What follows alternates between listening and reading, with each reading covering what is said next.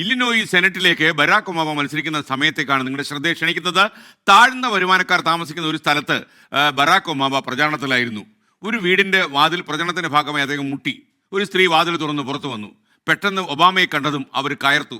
എന്ത് എന്നുള്ള രീതിയിൽ നമ്മുടെ മലയാളികളൊക്കെ പറയുന്നത്. കാരണം അവരുടെ ജീവിതം വളരെ ബുദ്ധിമുട്ടിയാണ് മുന്നോട്ട് പോകുന്നത്. തട്ടിയും മുട്ടിയും അങ്ങനെ മുന്നോട്ട് പോയ വല്ലാത്ത അലച്ചിൽ, ജീവിതം മുഴുവൻ നൊമ്പരത്തിൽ മൂക്കൂത്തി വീണിരിക്കുന്ന ഒരു സമയത്താണ് പാവം ബരാക് ഒബാമ വാതിൽ പോയി മുട്ടിയത്.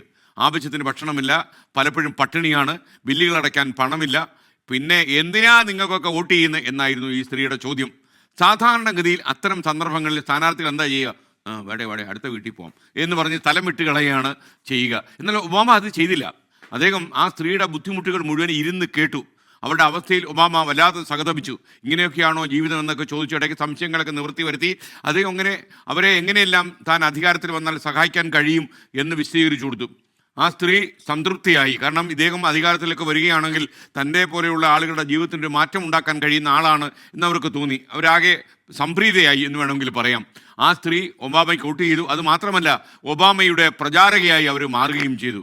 നല്ല നേതാക്കൾ അങ്ങനെയാണ്. അവർക്ക് നല്ല ക്ഷമയുണ്ടാകും. അവർ ജനങ്ങളെ കേൾക്കും. അവരുടെ പ്രശ്നങ്ങൾ വളരെ സിമ്പതിയോടെ, സഹാനുഭൂതിയോടെ അവർ കേൾക്കും, കാണും, പരിഗണിക്കും. എന്നിട്ട് അവയ്ക്ക് എന്തെങ്കിലുമൊക്കെ പരിഹാരം കണ്ടെത്താൻ കഴിയുമോ അധികാരത്തിലെത്തിയാൽ ആത്മാർത്ഥമായി ശ്രമം നടത്തുകയും ചെയ്യും.